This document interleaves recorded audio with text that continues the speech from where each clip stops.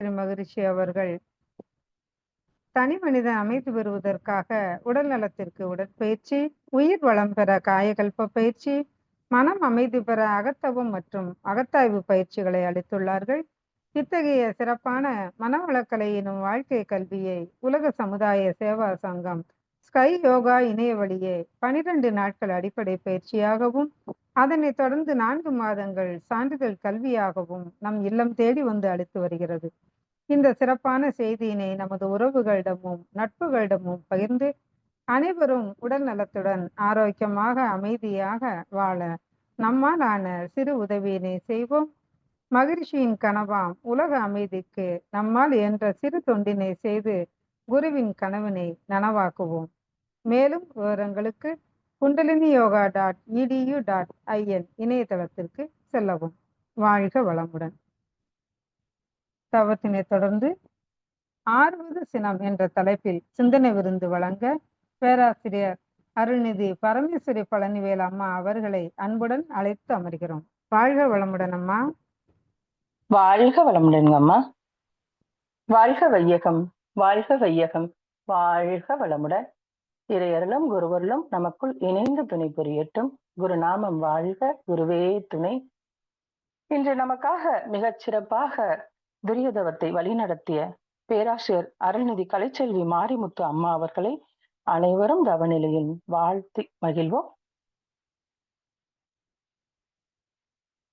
பேராசிரியர் அருள்நிதி கலைச்செல்வி மாரிமுத்து அம்மா அவர்கள் வாழ்க வளமுடன்.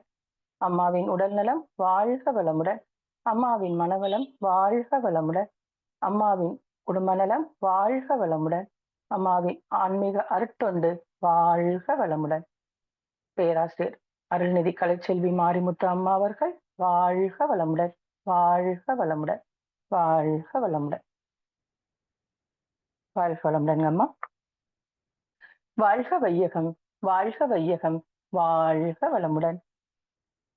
இன்று நம்ம 6வது சினம் என்ற தலைப்பில் சிந்திக்க இருக்கோங்க. ஔவையார் ஆத்திச்சூடி பாடல்ல சொன்னேன்னா சொல்லியிருக்காங்க, அறம் செய்ய விரும்பு 6வது சினம். எதுக்குங்க சொல்லியிருக்காங்க? அறம் செய்ய விரும்புனா என்ன? அறத்தை விரும்புவதே புண்ணியம், அறம். அந்த செய்யும் எண்ணம் எழுத்தால நிச்சயமாக நம்ம தர்மம் தலைக்கும் சொல்றாங்க. நல்லதை நினைப்புட்டே இருக்கிறப்போ பிறப்பின் பயனும் கிடைக்கும் சொல்றாங்க. 6வது சினம் என்றால் என்னங்க? 6வது சினம்னா சேர்ந்தாரை கொல்லும் சினம் என்ற கோபம். கண்களை, நாக்கை, ஏன் உடம்பையே ஆட்டுவிக்கும், ஆரோக்கியம் கெடுக்கும், கோபப்படும் பிறவி குணம் பழக பழக நல்ல குணமாக மாறிவிட வேண்டும் அப்படின்னு சொல்றாங்க. இந்த சினம் தேவையாங்க. இந்த சினம் தவிர்த்தல் என்ற பயிற்சிய நமக்கு மட்டும் ஏங்க கொடுத்திருக்காங்க? இல்ல மற்ற உயிரினங்களுக்கோ மிருகங்களுக்கோ இந்த பயிற்சியை ஏன் கொடுக்கல என்றாவது நமக்கு யோசிச்சிருக்கோமா? அத பார்த்தோம்னா அது ஏன்னா அதெல்லாம் அதன் உணவை அடித்து பிடித்து தின்று கொண்டே அவங்களுக்கு இயற்கையாவே அந்த மிருகங்களுக்கு அதை தின்றே இணைந்தே வாழ்கின்றது இல்லையா? அப்ப அந்த விலங்கின தொடராக வந்த பல பதிவுகள் நம்ம இருக்கு இல்லையா நம்ம கிட்ட. இந்த சினம் நமக்கு பதிவு, இந்த சினம் கூட ஒரு பதிவாதான் நம்ம கிட்ட தொட்டு கொண்டே இருக்குது, தொடர்ந்து வந்துகிட்டே இருக்கு இல்லையா? அப்ப அந்த சினம் தவிர்த்தல் என்ற சிந்தனை மனித குலத்திற்கு மிக மிக அவசியம் தானங்க என்றுதான் நம்ம சுவாமிஜி இந்த பயிற்சியை நமக்கு கொடுத்திருக்காங்க. இந்த சினம் என்ற ஒரு குணம் எந்த அளவுக்கு துன்பத்தை விளைவிக்கும் என்பதை அவரவர் அனுபவமாகவே நம்ம தெரிஞ்சிருப்போம் இல்லைங்களா? சினத்தை ஏதாவது ஒரு வகையில நம்முடைய வாழ்க்கையில நம்மளும் கண்டிப்பாகவே அனுபவித்திருப்போம். இது எந்த அளவுக்கு பார்த்தீங்கன்னா, இன்னைக்கு இருக்கிற சூழல்ல ஒரு குழந்தைகிட்ட கையில இருக்கிற செல்போனை நம்ம வச்சிருக்கோங்க. அப்ப வச்சிருக்கிறப்ப நம்ம அதை புடுங்கிட்டா வாங்கிட்டோம்னா, அப்ப அந்த குழந்தை எவ்வளவு கோபமா அந்த கை கால்களை உதறி எப்படி கத்தி அதனுடைய கோபத்தை சினத்தை வெளிக்காட்டுது இல்லைங்களா? அதை நம்ம பார்த்திருப்போம். அந்த நேரத்துல அதை சமாதானப்படுத்துவதற்காக நம்ம எதை அழுகை நிப்பாட்டுறதற்காக எதை கொடுத்தாலும், சாக்லேட்டு பிஸ்கட் எதை கொடுத்தாலும் எப்படி தூக்கி போட்டுருது இல்லைங்களா? ஏன்னு சொன்னா அங்க விலங்கின வித்து பதிவா தொடர அந்த மனிதனுக்கு வந்திருப்பதுனாலயே தாங்க இந்த இங்க இந்த செயல் நடக்குதுன்னு சொல்றாங்க. அதனாலதான் அந்த குழந்தைகளுக்கு கூட அவ்வளவு சினம் ஏற்படுது.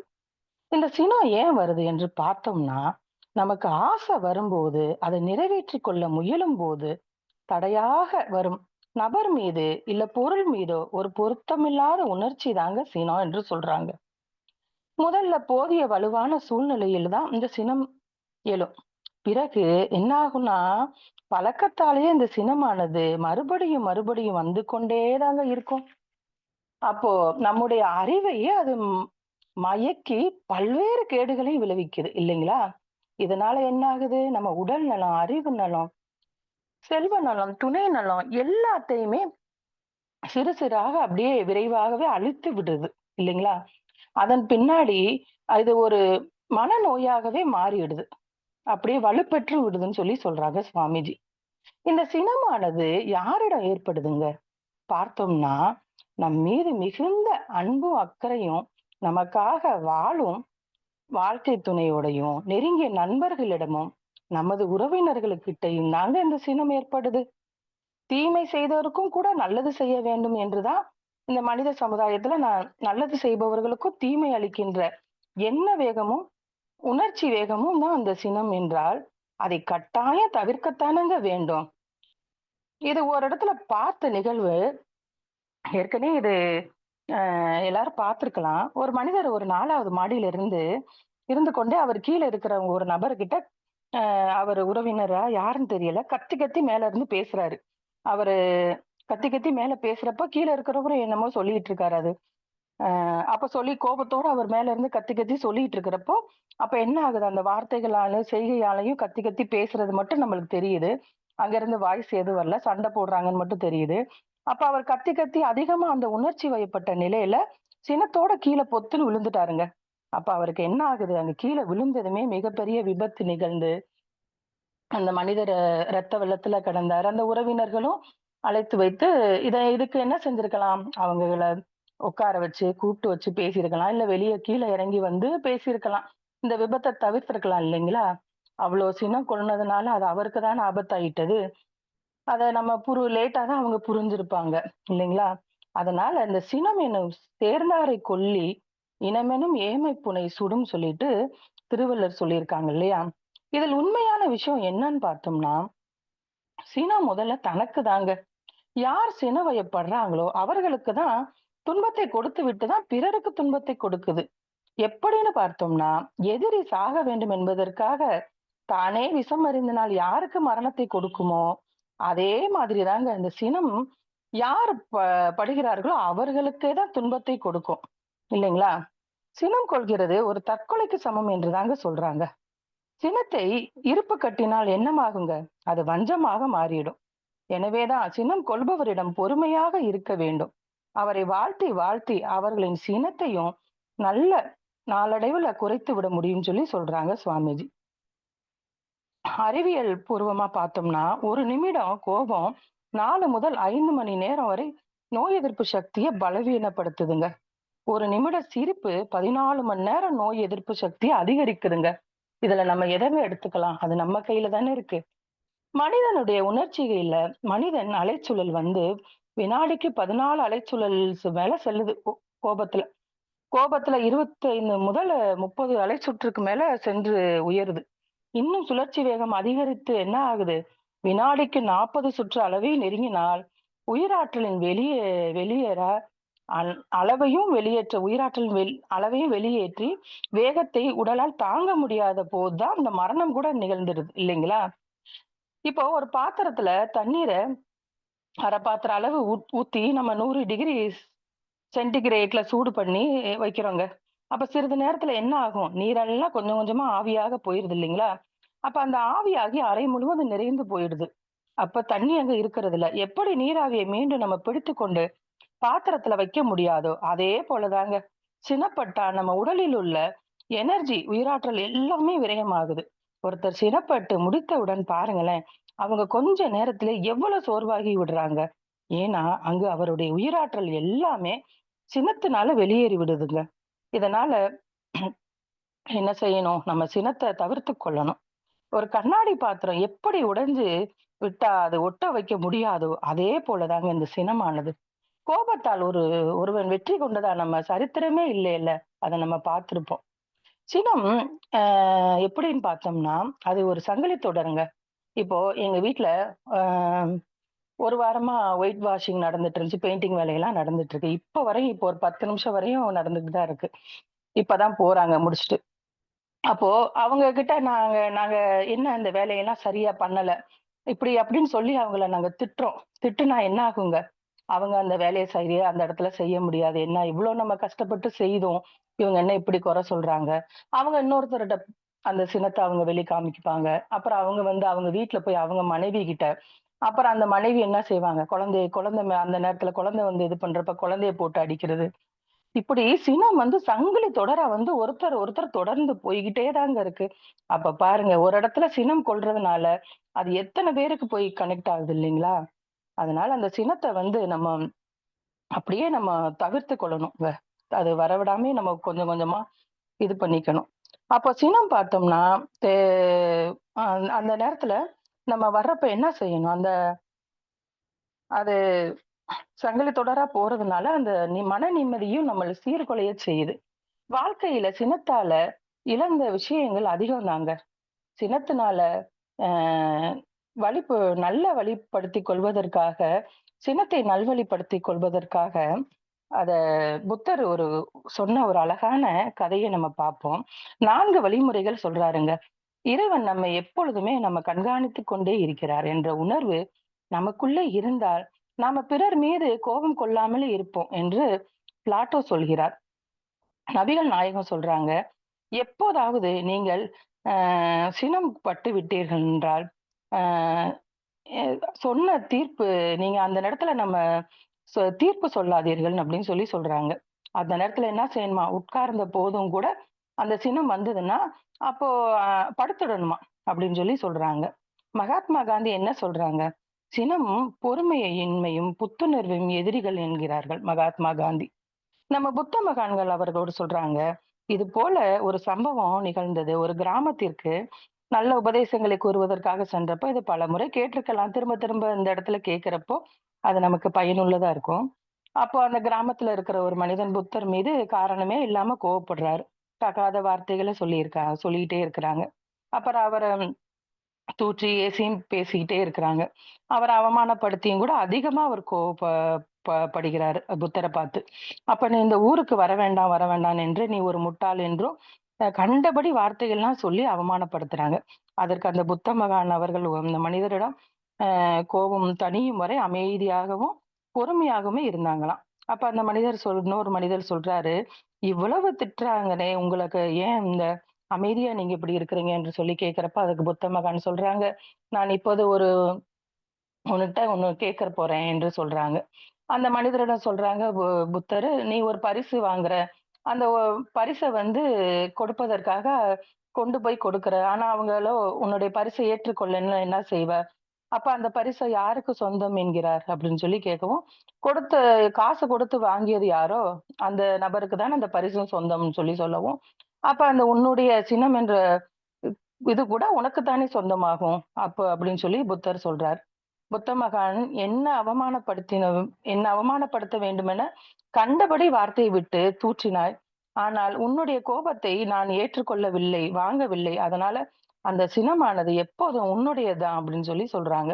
மிகவும் வாழ்க்கையின் ஆழமான புரிந்துணர்வு அவருக்கு கோபத்தை பற்றி அருமையான ஒரு கதையை அந்த மனிதருக்கு புத்த மகான் சொல்லிக் கொடுக்கிறாருங்க. இந்த சம்பவத்தின் மூலமாக.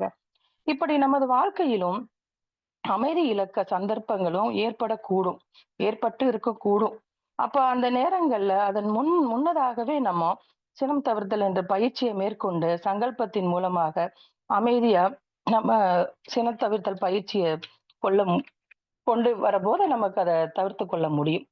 சினத்தை பயன்படுத்தாவிட்டால் என்ன ஆகும்? ஒவ்வொரு இடத்துலயும் ஒவ்வொரு வேலையும் நடக்காதுங்க.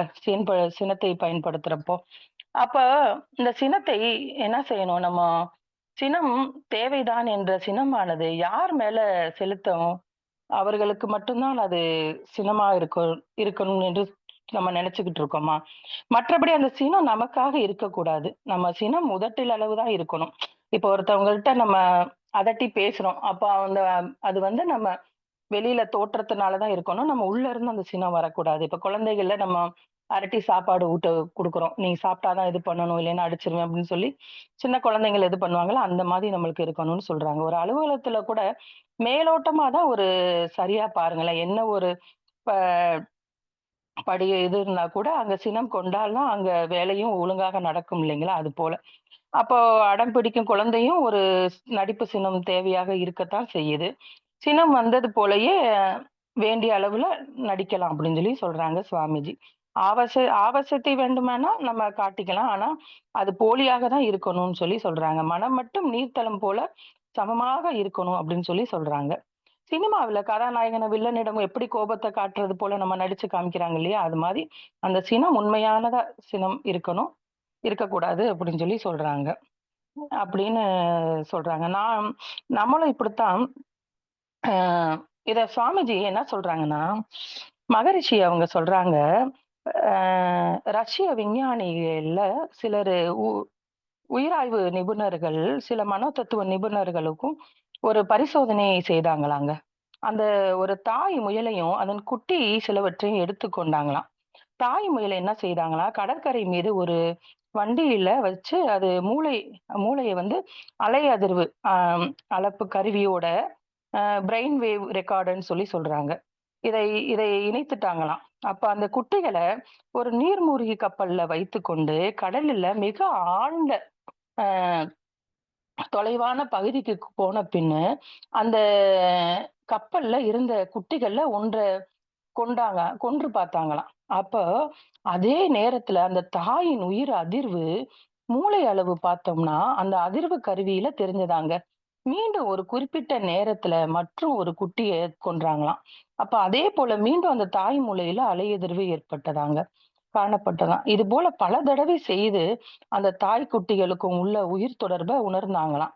அப்ப இந்த ஆராய்வு செய்த குழு தலைவர் வந்து டாக்டர் வில்லியம் ஆர். டெய்லர்ன்னு சொல்றாங்க. விஞ்ஞானிகள் உணர முடியாத உண்மைகளை இயற்கையில் இன்னும் எவ்வளவோ இருக்கின்றன அப்படின்னு சொல்றாங்க. பரிசோதனை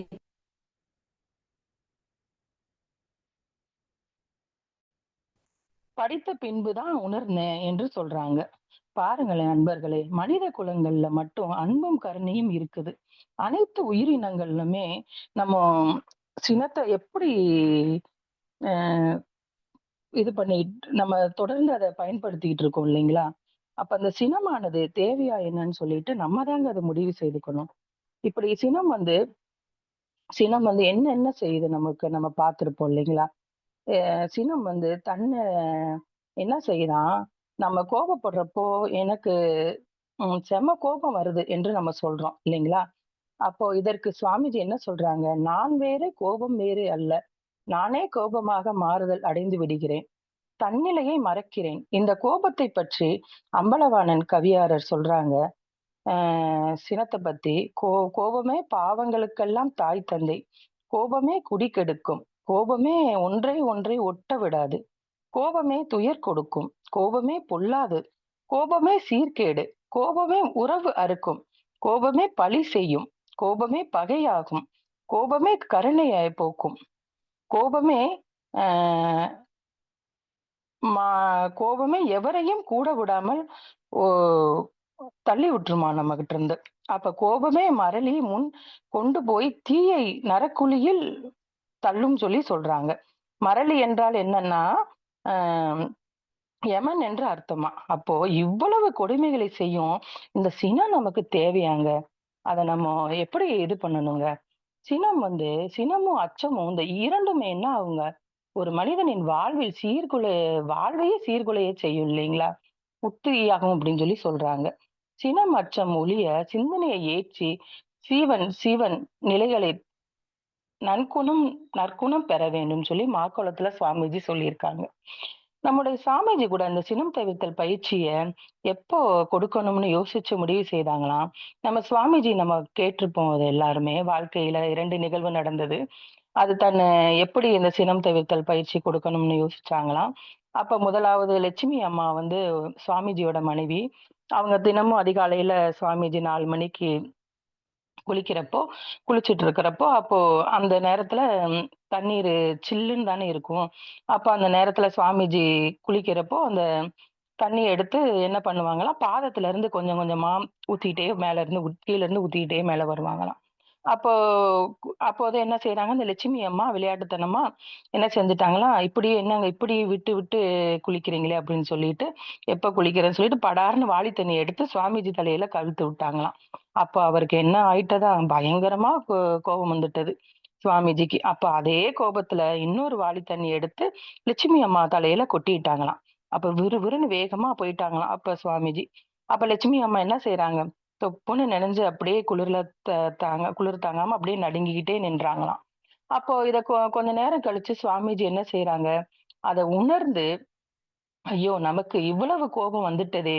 அப்படின்னு அவங்க விளையாட்டுத்தனமாக தானே தண்ணீ எடுத்து ஊத்துனாங்க. நம்ம அவங்க கிட்ட கோபிச்சுக்கிட்டோமே என்று சுவாமிஜி அதே இடத்துல ரொம்ப ஃபீல் பண்ணி கவலைப்பட்டாங்களாம். இதே மாதிரி தான் இன்னொரு நிகழ்வும். என்னன்னு பார்த்தோம்னா, நம்ம திண்ணை பள்ளிக்கூடத்துல சுவாமிஜி அந்த காலத்திலே திண்ணை பள்ளிக்கூடம்லாம் இருக்கும் இல்லைங்களா? டியூஷன் சொல்லிக் குடுத்துட்டு இருந்தாங்களாம். பாடம்லாம் எடுத்து குடுத்துட்டு இருக்கப்போ, அப்போ நடத்துவாங்களாம். ஒரு பையன் இப்படிதான் அந்த மாணவன் சரியா படிக்கிறது இல்லைன்னு சொன்னதுன்னு, சொன் பேச்ச கேட்கறது இல்லைன்னு சொல்லிட்டு, சுவாமிஜி போட்டு நல்லா அடிச்சுட்டாங்களாம். அப்ப அடிச்சு முடித்த பின்னும் அந்த சுவாமிஜி என்ன ஆயிட்டாங்களாம், ரொம்ப ஃபீல் பண்ணுனாங்களாம். அந்த பையன் அப்படியே அழுதுட்டே பார்த்து, இப்படி அந்த குழந்தைய நம்ம போட்டு அடிச்சுட்டோமே, அடிச்சு போட்டோமே அப்படின்ட்டு ரொம்ப மனம் வருந்தி கவலைப்பட்டாங்களாம்.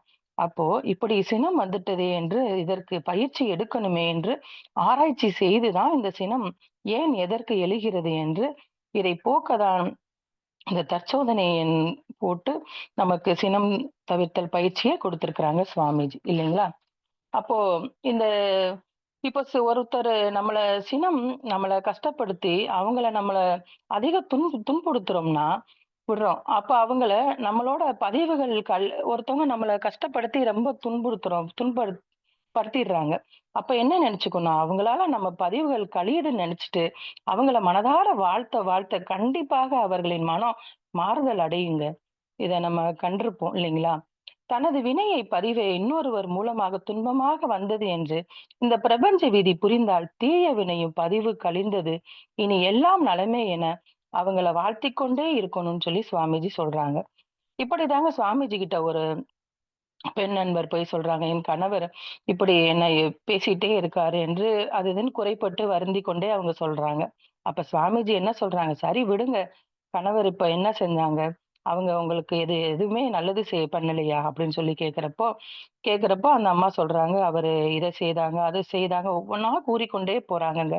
அப்ப சுவாமிஜி என்ன செய்றாங்க, அவரு இவ்வளவு நல்லது செஞ்சிருக்காங்களேம்மா!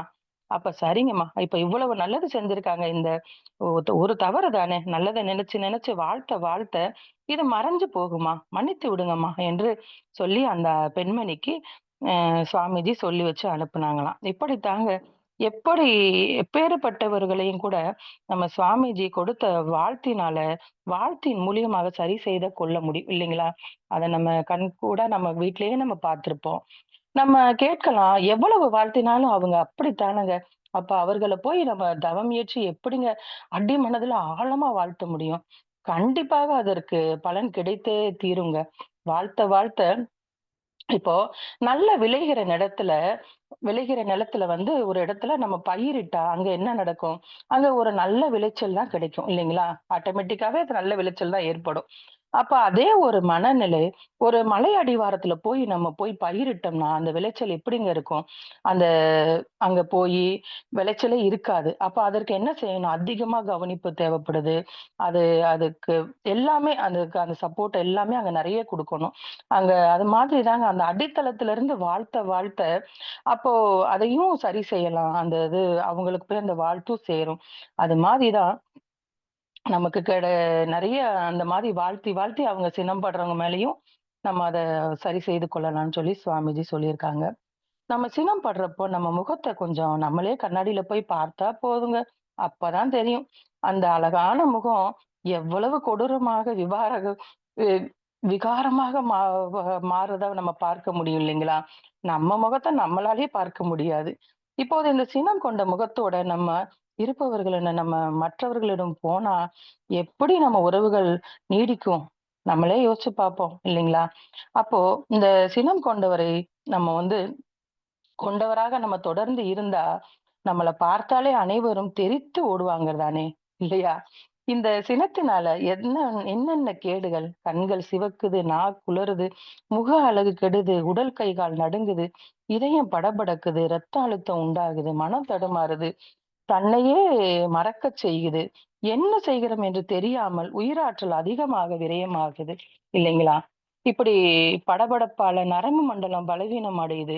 கண் நோய், நாக்குப்புண், வயிற்றுப்புண் மூலம் மலச்சிக்கல் உண்டாகுது. ஜீவகாந்தம் குறையுது. குடும்பத்தினர் மற்றும் பிறரின் வெறுப்பு, சாபம் எல்லாம் ஏற்படுது இல்லைங்களா? இப்ப அந்த சினத்தால நம்மளுக்கு நல்லது ஏற்பட்டுதாங்க? இல்லவே இல்ல. அப்ப அந்த சினத்த நம்ம தவிர்த்து, சினம் தவிர்த்தல் பயிற்சியை தொடர்ந்து செய்து, நம்ம சினம் வராமல் நம்மள காத்துக் கொள்ளணும். நம்மளும் நல்ல மனிதர்களா வாழ பழகிக்கணும். இத்துடன் இச்சிந்தனையை நிறைவு செய்கிறேன். இத்தனை நேரம் செவிமடுத்த அனைவருக்கும் மிக்க நன்றிகள். வாழ்க வளமுடன். இந்த வாய்ப்பினை நல்கிய அனைத்து பெருமக்களுக்கும், ஆசிரியர் பெருமக்களுக்கும் நன்றிகள். வாழ்க வளமுடன். வாழ்க நன்றிங்கம்மா. வாழ்க வளமுடன். வளமுடன். வாழ்க வளமுடன்மா. ஆறுவது சினம்ங்கிற தலைப்புல ரொம்ப அருமையான ஒரு சிந்தனை கொடுத்தீங்க. பழக்கத்தால தான் நம்ம அடிக்கடி கோவப்படுறோங்கிறத எடுத்து சொன்னீங்க. அப்படி கோவம் பழக்கத்தால நம்ம பட்டு பட்டு கடைசியில் அது மனநோயாவே நம்மளுக்கு மாறிடுது அப்படிங்கிறதையும் எடுத்து சொன்னீங்க.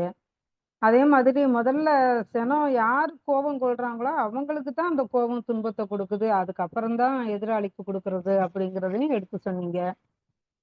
தற்கொலைக்கு சமம், அப்புறம் இருப்பு கட்டுன சினம்தான் வஞ்சமா மாறுது, அது நம்மளை எந்த அளவுக்கு பாதிக்குது அப்படிங்கிறதையும் ரொம்ப அருமையா சொன்னீங்க. ரொம்ப அப்படி உயிராற்றல் வெளியாகும் போது அது மரணமா முடியுது அப்படின்னும் சொன்னீங்க. அதே போல சாமிஜியோட வாழ்க்கையில நடந்த சம்பவங்கள், மற்ற மகான்கள் பெரியவங்க சொன்ன பல விஷயங்கள் எல்லாத்தையுமே இங்க எடுத்து சொல்லி ஒரு நிறைவான ஒரு சிந்தனை கொடுத்தீங்கம்மா.